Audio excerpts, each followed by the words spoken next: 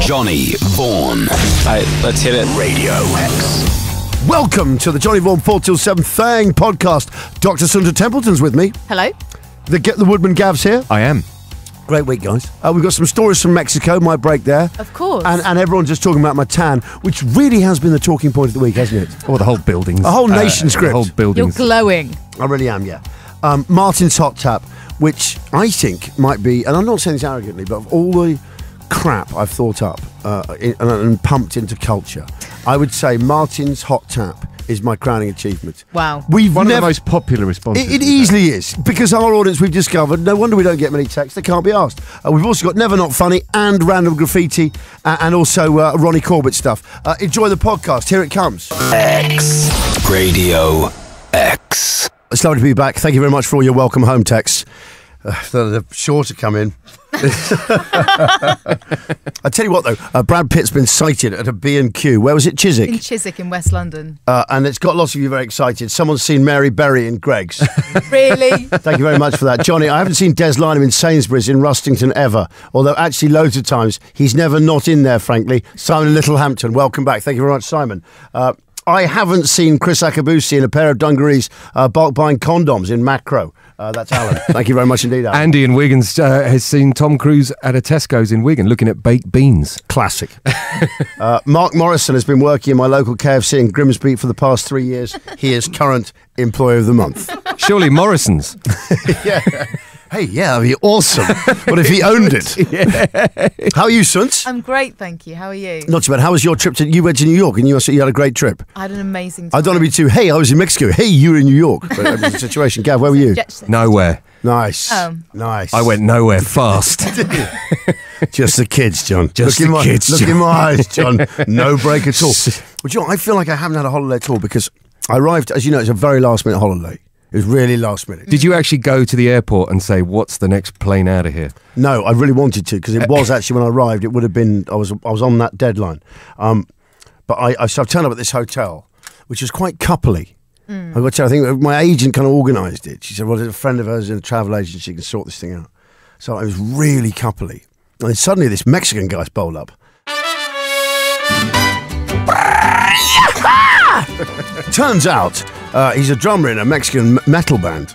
Awesome. And he's going bored. He's on the tail end of a divorce. He's just come down there on his Harley. And, with this specific aim, because do you know why he'd come down there? Why? Because the best tattooist is in Cancun. So he'd come to get a bit of work done. Because there were some termination dates on the tattoo. Right. For when he got married. Okay. And I got to tell you, it's a bad person to luck in on a holiday. I was really going to be taking it easy. Right, you're going to go chill. Yeah. Have some And he led you rest. astray. He really, at one stage, he was kicking me off the sunbed at 11 going, drinks! It's drinks! 11 o'clock, is that too early to start? Help him with his holiday. divorce, were you? Yeah, I was exactly right. But I don't know, who's the worst? Have you been led astray on a holiday like that before? Yeah, quite a lot, actually. Generally by my mother.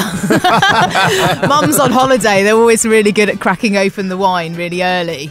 And how does she justify it? Well, sort of a brunch wine. It's holiday. Is it a brunch wine? Yeah, you're talking exactly. about? Yeah, It's just a mid-morning wine. Exactly. Yeah, it's a perfect 11s spirit. But I worked my way through. I thought I was off tequila due to an incident when I was about 18. And it's one of those ones. It's like I don't want to get too graphic, but once you've been very ill on it, you can always smell it. Yeah. Yes. Do you know what I mean? It never quite leaves your nose. I have that problem with cider. Do you? Yeah, from when I was 16. Yeah. What, when it's exited that way? It's just I can't. I don't like it. Well, I can tell you now, I've weaned myself back on. So, that's Well done. That's the good news for everyone. Yeah, I'm right. I'm fine with it now. Yeah. I suddenly, as he just looked at me and said, "Man, you got to grow up here, man." So this guy I fell in with in Mexico. He's just divorced. He's driven there on his Harley to get a couple of tattoos done. He's put at this hotel where he's very regular. And the guy was a lunatic. He was just a lunatic, because anything you say really sounds quite tame compared to Mexico. Like I was talking, he says, oh, what do your kids do for Easter? What do your kids do for Easter? It sounds like a threat. I was like, yeah, exactly right. What are your kids for Easter? Actually, it could have been, Gav. Kind of think of it. And I say, no, we just have a few eggs and, you have Easter eggs and, chocolate and these. He goes, okay, what's it like? He goes, well, in Mexico City, he says, I won't do the accent anymore. He goes, in Mexico City, it's very different. I go, why? He goes, well, they actually crucify a guy. He didn't What? mean it, though. No, they do. I checked it on the internet. They actually put nails through his hands. No. Yeah, that's Mexico. And then what happens? There's none of that reenaction stuff. Does he end up getting down from the cross going, ow, ow, my hands? Well, no, they don't ow. kill him, Gav. That's a different Well, thing. I assumed that. But Yeah. he's still got very sore hands. Oh no, he's got sore hands. Oh, you know when and you've very been, achy insteps. yeah, you know when you've been crucified. No, you really do. Turns out you do. But the guy, he prepares for ages and he fasts and he gets himself psychologically prepared for it. But that's the Mexicans. It's unbelievable, isn't it? That is ridiculous. I know. It's, Who volunteers for that? but it's really hard to carry on drinking. And then what happened was the guy behind the counter, the guy behind the bar, it was Freddie's bar we were drinking in. That was a beach bar, which had been there before the hotel. Right. But all Freddie's staff were like really big. Yeah. They were short and big. Yeah. They're big lads. so, Okay. so I don't know why.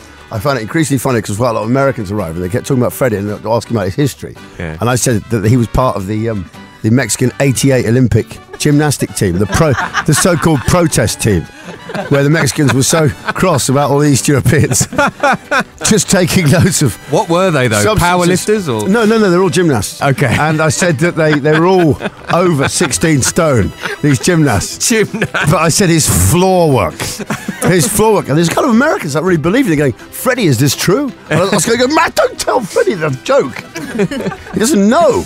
There's this American guy there. And so we were just kind of telling everyone. But then we realised his signature move, Freddie's signature move, he's big, really chunky Mexican guy with glasses and like curly hair.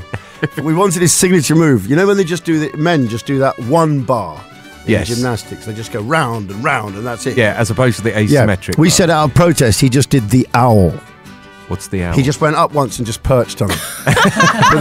but then he could turn his head through 360 degrees. Johnny Vaughan.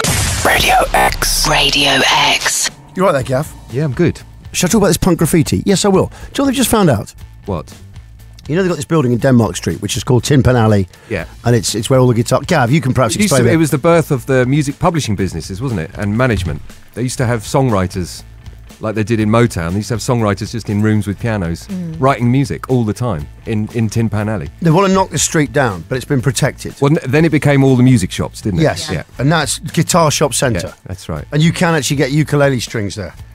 Which is such a bonus for me. It's a great thing. So what happened with Glenn Matlock? Well, Glenn Matlock, who was obviously one of the founder members of the Sex Pistols and the bass player before he got replaced by Sid. Yeah. Glenn then went off to join to start a band called the Rich Kids, who were actually bloody good. Right. They're good, but bloody good. Right. They're really good. Really, sorry. Wonderful bit of Sorry, punk did I say music. bloody good? I love punk, and I always bloody have. I used to like going to the concerts because I could spit and headbang and pogo. Yeah. And it was bloody good. It was bloody good fun, good clean fun. And we had a ruddy good time. There was a lot of people I knew, art students, bloody good crowd. Anyway, in this, you know, they found Johnny Rotten's graffiti or John Lydon's graffiti. And also Nancy's as well. Yeah. And they'd all drawn pictures of themselves Yes, on the wall. that's Nancy who Sid killed. Nancy Spungen. Yes, who you can see the great Gary Oldman film there where he depicts Sid and Nancy, depicts it really well. Anyway, but would you believe Glenn Matlock has rented this property, which he saw advertised in Melody Maker, and he lived in there for 2 years. And this is where it's a great phrase that they've used in the Times here. Well, I always read all about punk. The Times is best for punk. Punk news. Yeah, they've got it's just before sport, between business and sport, just after court and social. Just says punk. It just says punk. Court and social, CAUGHT. Yeah, that's quite a good column. Anyway, so Glenn Matlock, founder member of and bassist in the Pistols, he's seen his property advertised in Melody Maker. He lived there for 2 years. It says where the punk rockers fine-tuned their sound. Right. Sid could play. Sid used to turn up for gigs with one string on his bass. He couldn't play at all. No, No. he couldn't play at all. That's a fact. That's Yeah. a fact. That's why he's so. No one minded. No one minded. No. But get this. Glenn Matlock's just discovered that this very place they've rented to fine-tune the act. You know the story. He's found out it's where his granny was born. What, in the building? Yes. Glenn Matlock's granny had been born in exactly the room that the Sex Pistols were rehearsing in. That's amazing. It's really spooky and weird. That is weird. He should go on that Who Do You Think You Are, shouldn't he? Yes. I'd love to see that getting broken down, that story. What, the Pistols? Yeah. All of them. Just all of them. Who do you think you are? Just all the pistols just blundering around. But instead of it being that, they just go into everywhere and everyone tries to stop. They go, who do you think you are? The Sex Pistols. Good name for an album. It is. Who do you think you are? The Sex Pistols. Anyway, I found that quite spooky. Yeah. It is really spooky. That's beyond coincidence, isn't And it? it's been given grade 2 listed. That's right. Last week, Historic England, this is what I was just looking for. Last week, Historic England cited the cultural importance of the graffiti and recommended that 6 and 7 Denmark Street be listed grade 2 because they were rare examples of 17th century London townhouses. My point is if now they're listed, but back then, only a few years ago, they're being graffitied. That's just encourages you want to go to a stately home and get a spray can out. What, Buckingham Palace? No, it's all about timing, isn't it? Yeah. Go to a grade 2 listed building and just start graffitiing and go, what? This is all going to be listed. I might be famous one day. Yeah. It's timing, isn't it? That's what vandalism's about. Radio X. Random graffiti, random graffiti, seemingly ridiculous. Random graffiti, random graffiti. Why don't you send it in to us? It all started with a word lager written in large letters on a wall in Clapham Junction. Sorry, I sound like Jai from Tarzan. Tarzan. It all started when I saw the word lager written in large letters on a wall in Clapham Junction. Then you sent in your examples of odd and often meaningless graffiti. Classics so far include Big Steve thinks Quidditch is real. Beautiful. Bazza does the wild thing. That's on a boarded up window. Sorry, on a boarded up window we had the classic. It is in Tunbridge Wells. I came through that window. You get me? Written on the dirt on a Greg's lorry. I see bread people, which is just genius. Also, in Norwich in the early 80s, on a loo wall was the following. I, being of sound mind and bodily widdly piddly buddly I really want to see the guy that wrote that on the wall. I want to see the guy. Anyway, let us know your acts of random laughing graffiti. to himself as he swayed back and forth, writing on the wall. Genius. I, being of sound mind and bodily widdly piddly puddly boo boo. 83936 or at Radio X. You can send it. We're getting more and more people sending the actual photos of the graffiti in, which is great because it means I don't look like a liar every week. Well, I do, but that's irrelevant. Okay, in the Tolworth subway walkthrough, someone has sprayed lager 6 times. So he's on the move. Well, you mean lager. Nice. He had a soundtrack going on in his mind. Anyway, but he's moved on. The original lager guy, the founder of this, has moved on. Thank you very much, Ian in Epsom, for that. Anyone, obviously, who sees lager, do send it in. It's always random. Gav. David Parrott sent us one this week. In a toilet in Camden, just the phrase, Richard Madeley can't hold a note. That's a fact. Do you know what? I can believe Richard's tone deaf as well. I don't know if any of his kids are listening. Any of the Madeley kids, can your dad sing? When was Richard Madeley doing a gig in Camden? I don't know. But please, if you know Madeley, or if it could be his missus. All right, we'll tweet that pic, will we? Yeah, we will. Yeah, we will. Suns. Chris says, written on the side of a multi-storey car park on the Wirral are the words, Postman Pat never lost hope. Hey, that's the Wirral. They ripped the guts out of this city. They ripped the guts. On a public toilet wall in Tring in Hertfordshire. Oh, that's home of my company museum. How strange. Oh. On a public toilet wall in Tring in Hertfordshire, leave spelled L-E-E-V. Yeah. Leave me alone. I'm none of your business. That's B-I-S-N-E-S-S. Leave me alone. I'm none of your business. That's from Jimbo the Guard. Let's clap that in. That's brilliant. In a toilet. Leave me alone. I'm none of your business. It's been sent in by a gardener, which is even better. We get gardeners sending us in random graffiti. Happy days. Happy days, Gav. Happy days. Go on, Gav. In Dublin, Stephen saw one that just said, you look lovely. No, but there's 4 U's there. There is lovely. But you look lovely. We'll tweet that one if we can as well. That's brilliant. Thanks, Stephen. Sunta. Adam sent in, written on the wall of an industrial park in Barnum, preserve wildlife, pickle a squirrel. It's a lovely thing. It's such a thought, isn't it? It's such a lovely thought, yes. I'd like, Oh, you can't buy them yet, I'm not suggesting, but it would be an odd thing to see in a jar in a shop. I wouldn't Pickled be Just afraid. a rack of squirrel. Just a rack of them in jars. It's all looking out like that.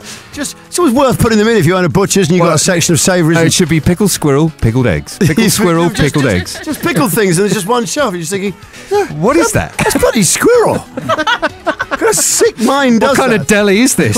Yeah, really, just really weird. And then in the other one, toes. Okay, wait for this. Okay, here's one for you. On the back of a white van, Kingo, he plays bingo, his mum drives a Citroen, Berlingo. That's from Sean. Radio X. Johnny Vaughan. X. If you go to my Twitter, Sons, which I very rarely go on, but you'll see on @JohnnyVaughan, you'll see a picture. Yeah. Well, it's a. I mean, for first off, there is no way you built this. Okay. What's For the, There is second- literally no way. No way, because what it is a picture of a huge sandcastle, like a Mayan temple. It's an exact replica of a Mayan temple. A Mayan It's a pyramid scale. temple, yeah. Mayan pyramid. It's Yeah. a scale. It is scaled. It's 11 steps, and you find there's exactly the right amount of stairs down, which I did with cutlery. You There is didn't do that. I did that. You did not make that. Okay, I didn't. I didn't. that. This American guy, Chris, did, and here's the deal. He had his kids finishing it off with cutlery. They went to the restaurant to do all the little stairs To down. square the edges off. To square the edges, to really square. He had 11 Was levels. he ex-military or something? Even on top, there's a little cross-shaped temple exactly to scale. Oh, God. And it's bizarre because when it got to sort of sunset, you could take photographs there. I didn't even have to go to Chichen Itza. I just sort of lied. I got it the right angle. I said, yeah, I went to see that, which was really handy for lots of people there. We didn't have to go sightseeing. So I got one good shot of it, yeah. But anyway, the point is I've never known a dad. He really, he out-Germaned a German. In did he? such great style, yeah. There's a German there. He out-dadded someone. He out-German dadded someone. Wow. The old German daddy trick. Wow. There's this German dad, and he was just doing sandcastles with his kids, and he just had like the standard little sandcastle. He just did loads of them everywhere. What, just a bucket upside down? yeah, bucket upside down, but he'd sort of joined them together, a bit of a castle. Yeah. And then this American Chris just put this act together. My God, he just blew him away. And you could see even these German kids were looking at their dad and it was like, what did you do in the Great War, Daddy? What did you build? Same vibe. And How did he get it so perfect? I don't get it. because he brought proper shovels with him, which you see, I've nicked one of them. Yeah. Did he do it in layers? Yes. He built it up, first of all, as an enormous pile. Right. Because luckily it turns out sand does form naturally into a pyramid if you just keep sort of does, yeah. hurling it there. And then he pushed it all down Yeah. and then carved it. And then he just cut. Look, you wanted to know the technique. I really want to It looks know. like there's some kind of foundations. Does. It's unbelievable because he really packed it down first, and it lasted 2 days. Put it this way, when you built a sandcastle, when the hotel moves a cable out under the sand to light it up at night, Yeah, to augment 2 weddings and a barbecue. No. Yes, just to make out they'd laid it on. 2 weddings and a barbecue. Yeah, 2 weddings and a I've never barbecue. seen that film. It's a good film. It's a good film. Go, you check it out. Anyway. Yeah, they ran cable up to it and actually spotlit it. Wow. Yeah. I'm surprised they didn't spray it with hairspray to keep it there forever. In the end, the kid walked all over it 2 days later. It's quite weird watching it, but I felt quite Probably the German dad. Yeah, right. But anyway, the point is, this guy pulled off an act of dadmanship that just made every other dad Look shabby. How come you never build a scale model of a Mayan temple out of sand, Dad? You see, every kid. I didn't have my kids there, and I felt like, God, what have I been doing? Radio X. Do you know, I was just looking in the papers there. This is just quite brief, but a guy has just set a new world record on the Wall of Death. 78 miles an hour he's been round there. Oh. My dad used to make us do that as kids. Wouldn't that make you black What? out? Hang on, he used to make you do the Wall of Death? Yeah, he used to make us do it to earn money. No, he didn't. He did. He did. He did, me and my sister. When you were part of the We were circus. freaks. We were freaks. Hairy kids. Hairy Mexican kids. No, we were freaks. We used to go round and round with like really long hair. He used to take us to fairs and stuff. It's like Dr. Seuss. No, but he used to set up without even asking permission. He just set up to earn. We had to earn money. Yeah. And we just go round and round this Wall of Death on these little motorbikes. It's a good lie. There was a tiger always in the middle called Rufus. Yeah, memories. with a heated floor. It's electric. It's electric just to get him going. I'm kidding. Radio X. Johnny Vaughan. Radio X.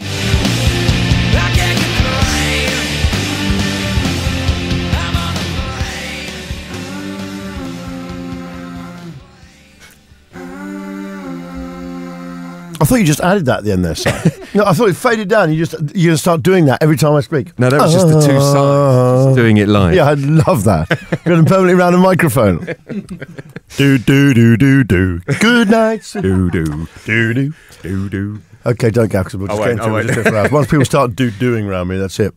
How are you today, Sons? I'm great. I'm slightly freaked out because for the first time in 6 months, you have no beard. Beards are for the winter.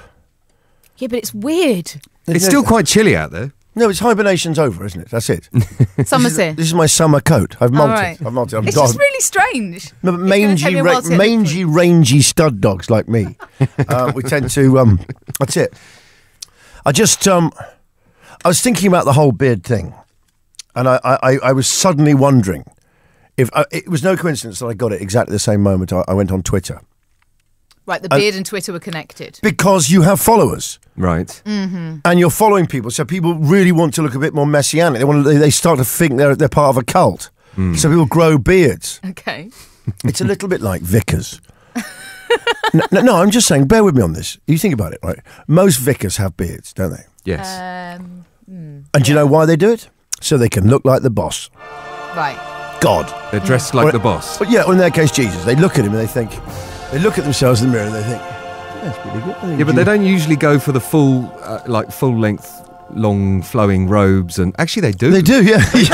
Yeah. Stops himself. Not day to day. They're all trying to look like Jesus. Of course they are. They're thinking. I think when they go to Specsavers or whenever they go and get their steel rim specs. Stop me if you've heard it, because I was talking about this in a glasses shop the other day, and they're thinking. They put on the glass and they think, yeah, I think Jesus would probably wear those.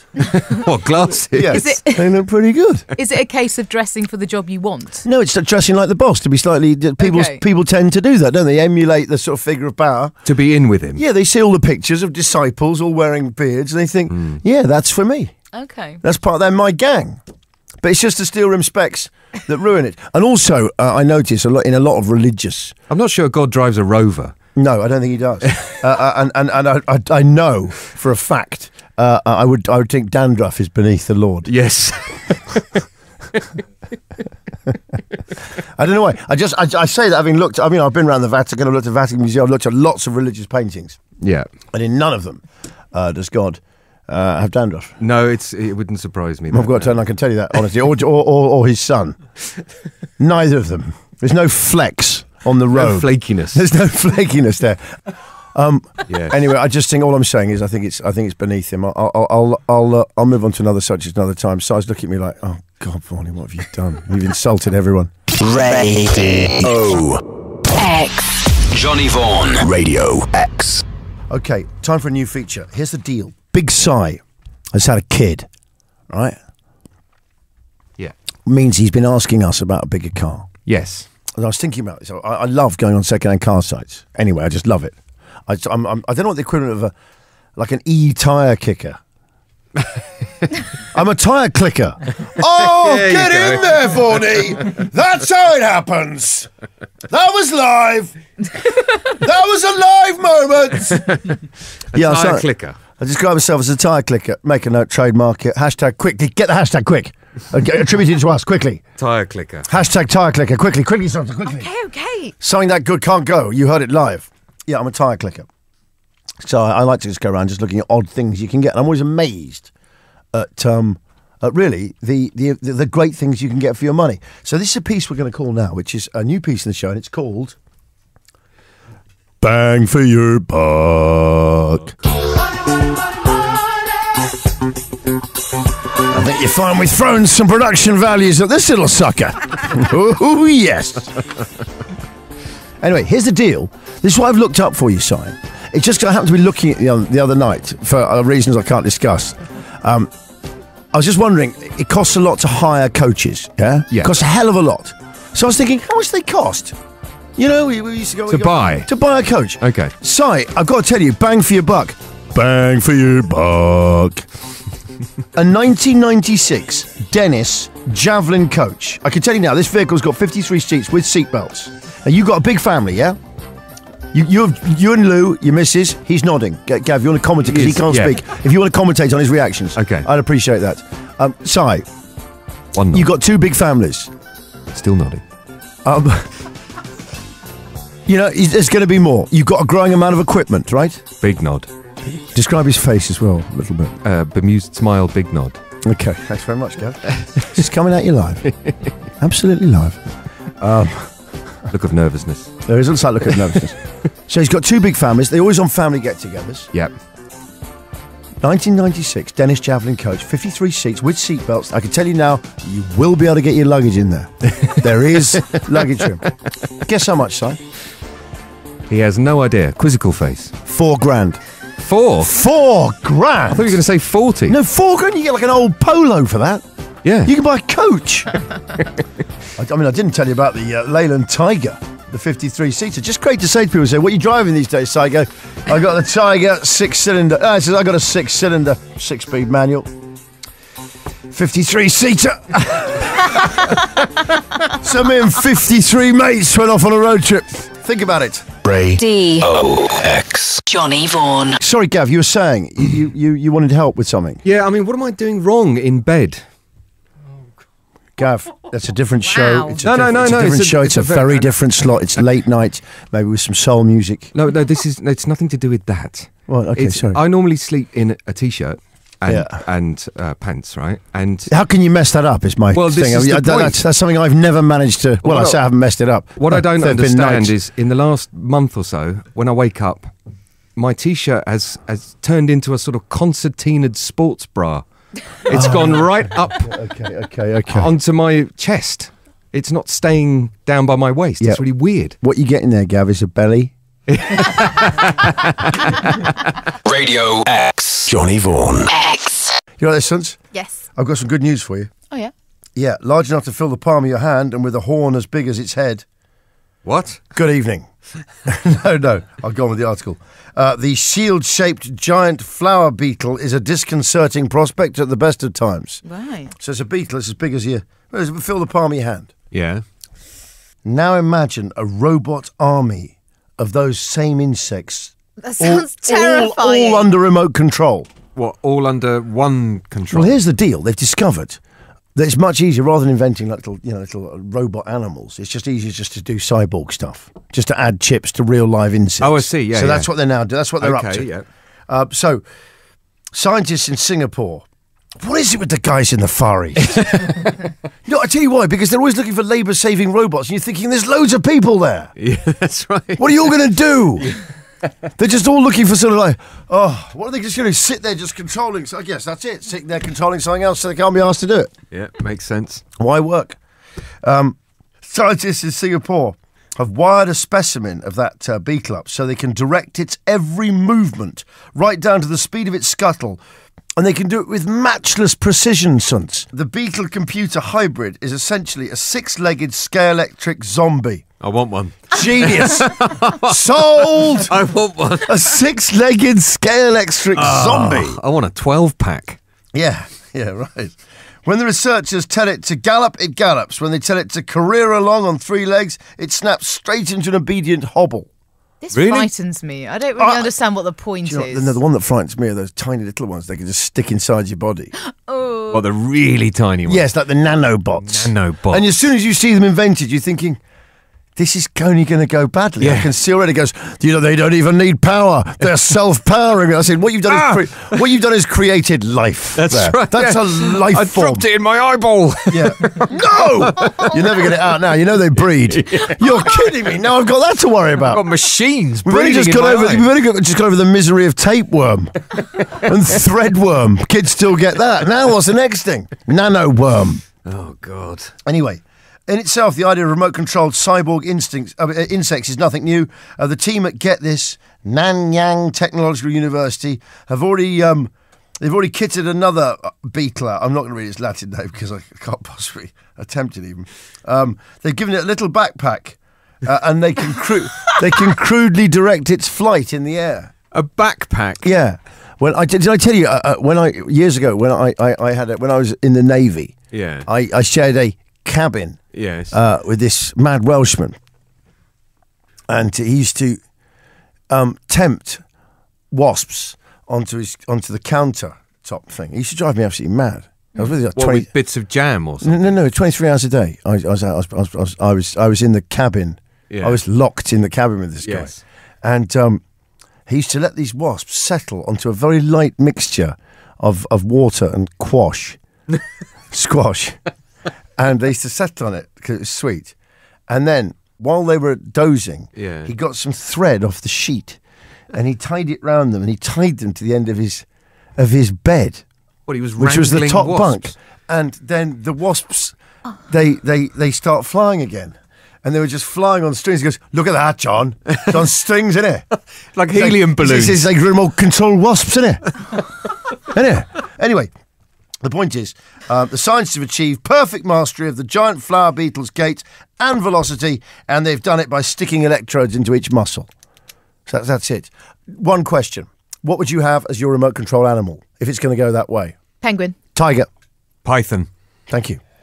D-O-X. Johnny Vaughan. It's time for Never Not Funny. Never Not Funny. Funny. There you go. That was a live jingle. We're just preserving the... Don't sit back and look all superior, because you're not today. This is Never Not Funny, those things you do or the things that just happen and are, as the name suggests, never not funny. Oh, that was nice the way that worked out. No, we didn't need that extra sound effect, actually, Si. You've over-egged the souffle there, Pat. And this music's now a little bit... And this little chap, certainly he'll have a headache for a week. It is. Here's one ball game this dad wasn't banking on. Hey, what's happened here with this water slide? He's slid out of control. There we go. Radio's only video clips show. Yeah, right. Okay, we've already had stopping the revolving door while someone's coming through. Well, it should be when someone's in front of you. Yeah. It's an excellent trick. Excellent trick. Switching the light off while your friend is trying to use the loo. Again, excellent. Never not funny. Never not funny. Pushing down on someone's backpack to make it feel more heavy. Yeah. Never not funny. If you'd say never not funny after each one, then the catchphrase might catch on. Okay. A leather chair that makes a fart noise when you sit down. Never not funny. Never not funny. Dogs in the snow. Never not funny. In fact, I mean, it's cruel to say this, but when Scott embarked on his disastrous expedition to the Arctic, to the Antarctic, to the South Pole, he didn't calculate that his ponies would simply sink in the ice as soon as they set off. Because they're ponies, they're things. But I bet for a moment there was a couple of people sniggering. Come on. What, Okay. ponies? What, ponies with all four legs just stuck in this sodding ice? You'd laugh your head off. Stop it. Bring it back. Sorry. Cats watching television. Never Never not not funny. funny. Cats watching telly. Jeff watches telly, and he only. And do you know what the funny thing about Jeff watching telly is? He nips off when it does get boring. He can sense. I think he senses boredom in the owner. He senses me sitting back and he'll just go. He loves programs about fish.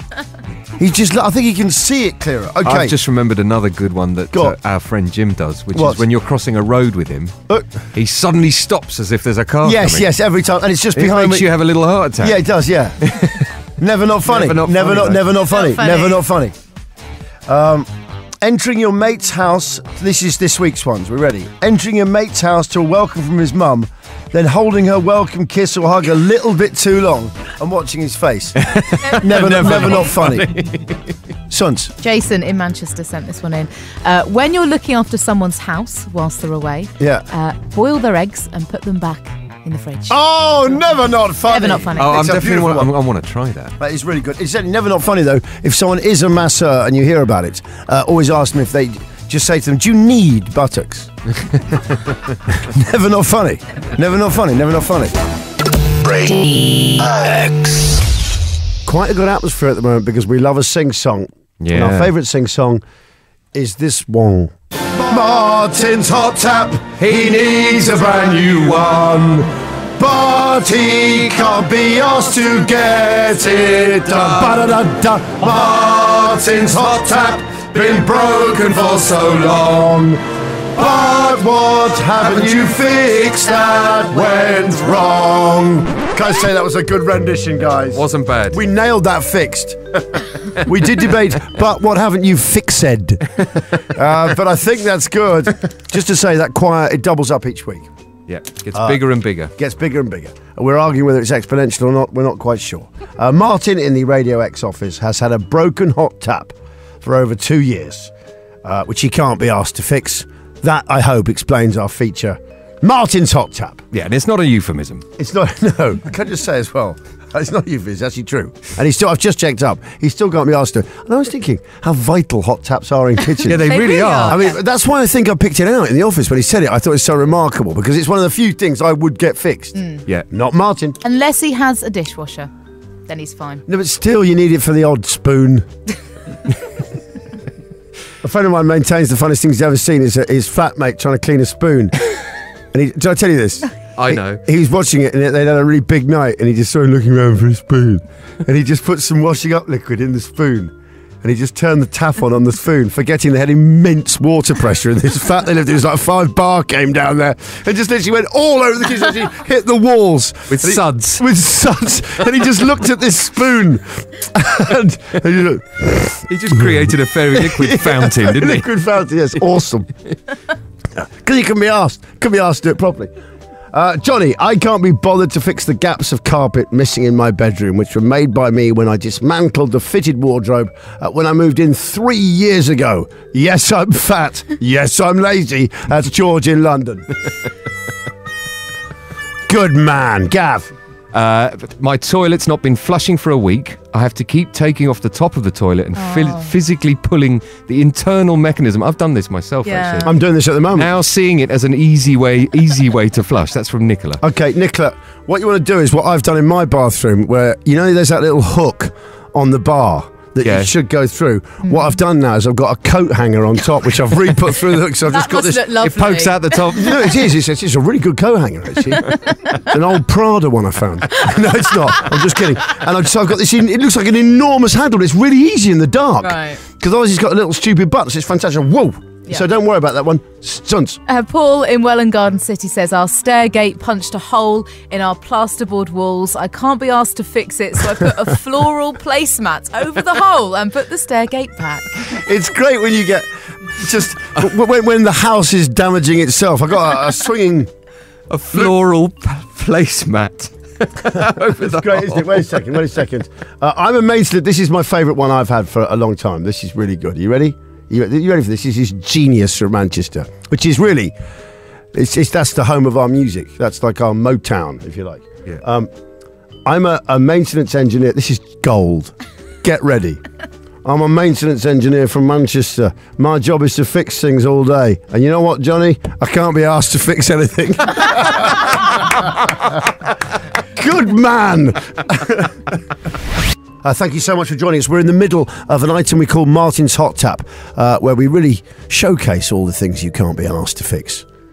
Most light bulbs in my house now are in that state. I'm just at the state of, I've had the house for 2 years. Of every set of 4, one of them working. No, it's weird how one will hang in there.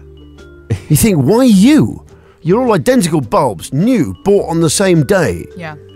And only one of you remains. And Why so are you braver? Why have you got more... No, but why are you more stubborn? It's like there in my bathroom. I've got one left of the top ones.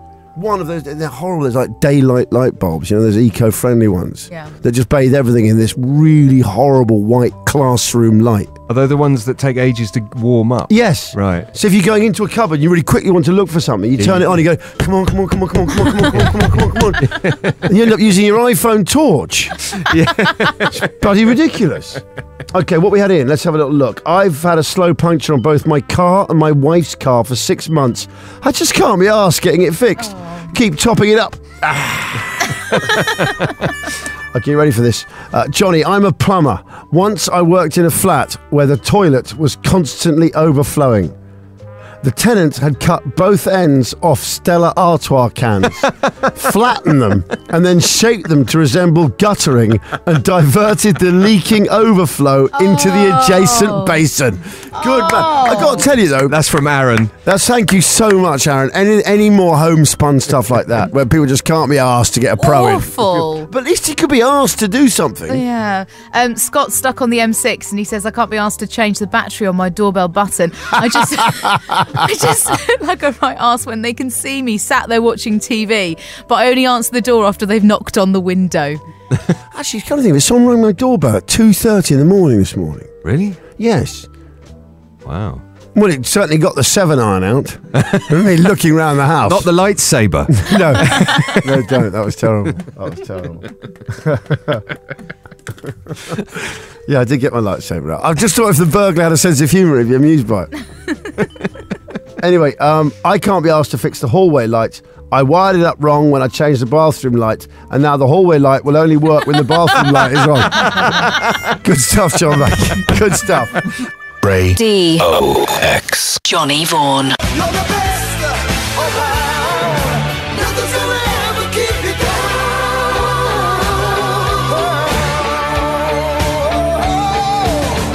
Okay, the hero today, Johnny, is a man called Derek Langbourne. Derek Langbourne, okay. Yeah. In 1972, he was a scientist from Upton near Didcot. Yeah. Funnily enough. Didcot. Yeah, not Tring. Didcot. Anyway, he had a story where, this is a true story, about how he tried to light a fire in his fireplace. So what he did, he built a fire in the grate and lit it. He then popped outside to fill the coal scuttle. Yeah. When he returned, he found out that in his enthusiasm to heat the room, Yes. one of the logs had fallen onto the carpet. Yes. So he picked it up to carry it outside in the coal scuttle. Yes. As he went past the curtains, he set fire to the curtains. Yes. He threw the log on his front drive. By the time he returned inside, the curtain and front door were both in flames. While telephoning Didcot Fire Brigade, he noticed the log box which he had deposited in the garden had now set fire to his car. Oh. He then put on his overcoat and approached the car with a bucket of water. In the process, he tripped over a partly filled petrol can and set his overcoat on fire. Oh no. So he made 3 or 4 fires there. I haven't counted them. Yeah, basically just set the whole gaff on fire. He's really, really messed up. The thing is, He couldn't stop making fires. No, but I've had runs of those things when it's just gone really bad for me. If you've ever there's certain things you can spill in kitchens, and that will remain forever slippy. Yes, there are. Put it this way, any sort of fat, Any really, grease, yeah. any grease. But it's so hard. Christmas Day when you're carrying trays of roast potatoes, always a bit of grease on the floor. And then you get that bit of somewhere. gravy. They think, I'll quickly tidy that up before it gets out of hand. You slip over, there you go everywhere. Then you grease. Honestly, the way things, I love escalations of disaster. You really want to make me laugh. I know it's really It's never slapstick. not funny, is It's it? never not. Do you know what? It's never not funny. It's your hero. What's his name, Gav? Derek Langbourne. Derek Langbourne. The Johnny Vaughan 4 till 7 things. Salute you! Radio X. Right. I teased you a little bit earlier, didn't I? I said, what can't little Si wear and why? Tell him, little Si. It's a vest. Oh, a vest. I always wear a vest because I've got a nickel allergy. And it means I get a horrendous rash all around my crotch. I'm kidding. That's going to make no difference if you wear a vest. Sunta's face when you said that. No, because the buttons on my all buttons contain a little bit of on your jeans. They've got a little bit of nickel in, Right. And it's really annoying because modern change now. They've put more nickel in coins, Right. Like 20p's now. I can't put them near any pockets. Otherwise, the rash I get all around my thighs. What? Or down the insides of your thighs? I just get this terrible rash all over the top of my thighs and my crotch. How is that linked to vest wearing? Because the vest lies between the button and the So skin. you have a long vest. Yes, that so you I tuck my in. vest into It's my like pants. just like a baby grow. Right, it's a baby. Yeah, It's it's got the little press studs. That's why I always wear a vest. I tuck my vest into my pants. Okay. And I'm proud of it. It's comfortable. I don't know why everyone gets annoyed about that one. You should get press studs that join your vest to your pants. Yeah, I should get that. But it's like people talk about, all right, Si, why can't you wear it? Well, I've found that I look a little bit like Mr. Muscle. Just too good. Hoots of derision, howls of derisive laughter. I would assume the old Mr. Muscle. Yeah, the old one. Because they've Yeah. beefed him They up beefed a bit him up nowadays. yeah. Otherwise, I'd keep that vest on. I bet you look great in that. I bet you like you got a good body, like a condom full of walnuts. You are. Embarrassing. What? That's how Clive James described Described Arnold Schwarzenegger in the Observer TV review. It was. Well spotted, yeah. I wasn't going to nick it, actually. I was going to give him credit. But so, Si, I mean, you've got a great body. Thanks. You have. You're really lucky. You're one of those people who just you can eat and you stay slim. But you really got a lovely, like a good V-shaped. You got it all. He's an ectomorph. Can I ask you, son? It's just we can't just sit here discussing what a great body little size got. No. Go on, get your shirt Even off. though I'd quite like to. Go on, get your shirt off. Run around the office for a bit. Work a sweat up and come back in. Stinking of BO. Sons. What is there anything you can't wear because you feel you look like he can't wear that because he feels he looks like Mr. Muscle? Is there anything have you ever been put off wearing something because someone else has got that and you don't want to look like them? Actually, you're so unique, aren't you? Yeah, I mean, there's certain colours I have to avoid because my hair's blue. Yeah, 'Cause I've never thought about hair being a problem to it's got to go. Those days have gone now. Yeah, no, it's one of those things, Gavin, I haven't got to think about. I can't wear that. It doesn't go in my hair. That's right, yeah. It doesn't set my hair off well. So like the whole blue and green shouldn't be seen thing. Green doesn't look great on me with my blue hair. No. So I usually go for darker, like a black or a... But you've also got to think about, I guess you can think to yourself, what I'll do is, if I'm going to wear that, I'm going to change the hair colour. How long are you going to stick with blue for? I don't know. It's been nearly a year, actually. Wow. Is that a long time for you? Yeah. Okay, Gav, anything you the only thing I can't wear is Converse, because my feet they're quite big. Yeah. And they're not very wide feet. So when I put Converse on, they look like clown shoes. Okay, I normally, I mean, I've done it today. Because I've got a long neck and I'm thin. Yeah. You wear a t-shirt under a jumper, right? Yeah. But I can't ever wear black things because if I wear a white t-shirt like that, I just think I look like a vicar. Like a dog collar. Yeah, it does. The t-shirt pokes out. Yeah. And I don't know why my vest tends to ride up there, and I just walk around and look at myself. I think you're just like a sort of skinhead vicar. A new series for BBC One, The Vicar. Well, I sort of sort out people who steal lead off roofs. I'm not the church's boot boy. Lead detective. Lead detectives. Anyway, if there's anything you avoid wearing because it makes you look like someone you don't want to look like, 83936. We're talking about little Si. He can't wear vests because his body just is too awesome. No, because he makes him look like Mr. Muscle, the old Mr. Muscle. So we're asking you what some things you can't wear because it makes you look like something you don't want to look like, or someone.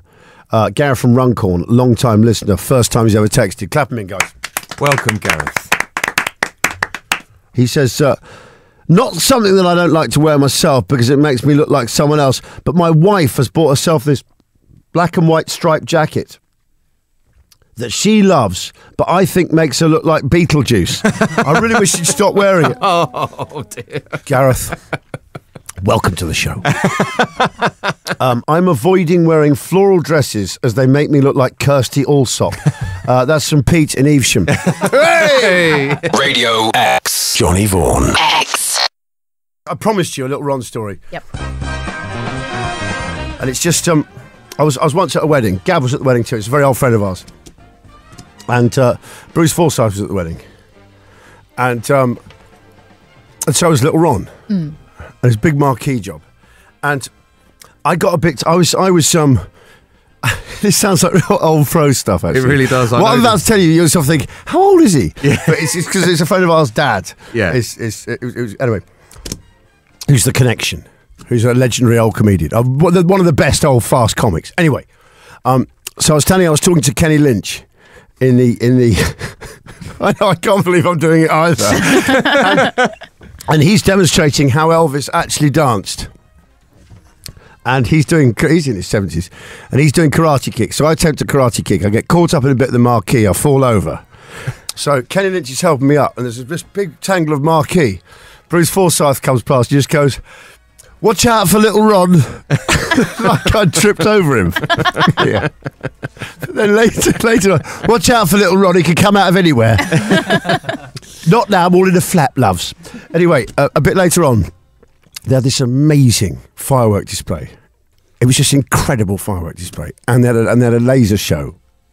Halfway through the firework display, they've stopped it. There's just lasers are going everywhere. And I was standing there. I was watching the fireworks. So little Ron and his wife. We had a real laugh when we were standing there. And then little Ron, we were just watching this laser show, and it's fascinating. And suddenly, right next door to my face, Bruce Forsyth stuck his head through like that. And he's just gone, look at little Ron's face. He loves a laser show.